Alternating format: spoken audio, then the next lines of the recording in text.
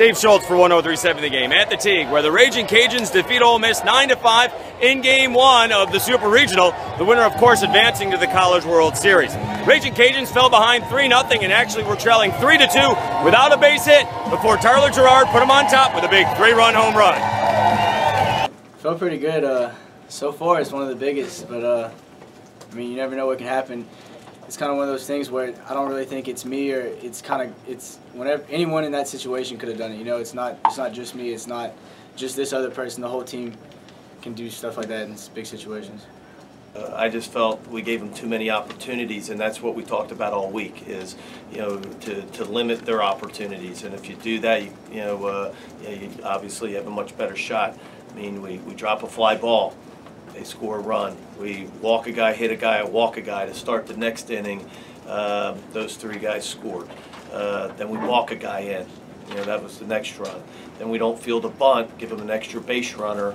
And so not only does that give them a base runner, but it's one less out, when that home run was hit. And so you can't do that.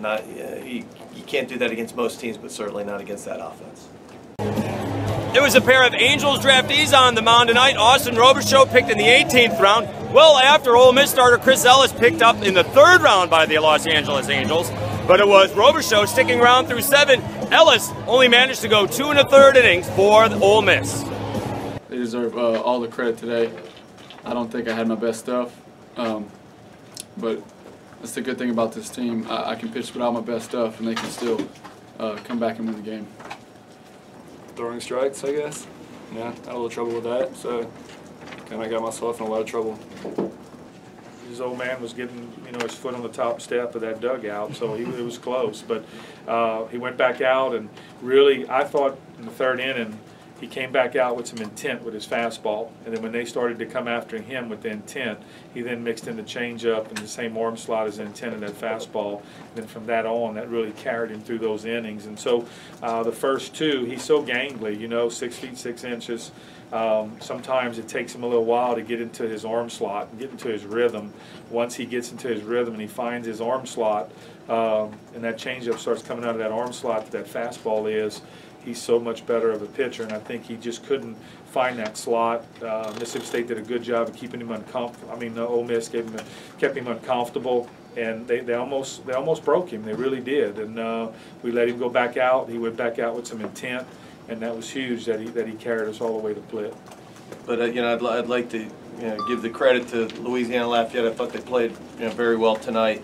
I thought Austin Robichaux, after maybe struggling in the first couple innings, really kind of found himself and got deep into the game, which you want from your ace. But disappointing from our part where we didn't play better. Felt like we played poorly, gave them too many opportunities, and it's too good of a team, too good of an offense to give that many opportunities to. Again, I give credit to our crowd. Our crowd, really helped us and got us some adrenaline. And Shug did a great job. They lost control of the strike zone a little bit there, and he was able to, shrink the strike zone, get him a small box, and then attack that box.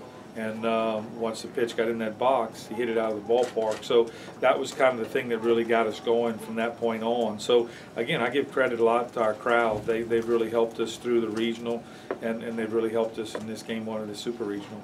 I thought he kind of lost command there, and I thought he lost a little bit of his composure, and it happens, but it hasn't happened to him all year.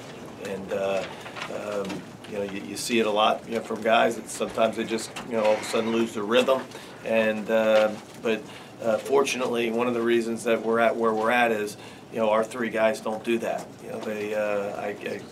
Last time that happened to him, although it wasn't because of that, it was just getting hit, was out of Alabama, and that seemed forever ago.